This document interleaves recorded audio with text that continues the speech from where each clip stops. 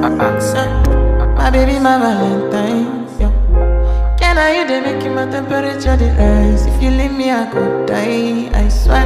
You are like the oxygen I need to survive. I'll be honest. Your love ain't it totally me. I am so obsessed. I want to chop your kwabi. Your body they make me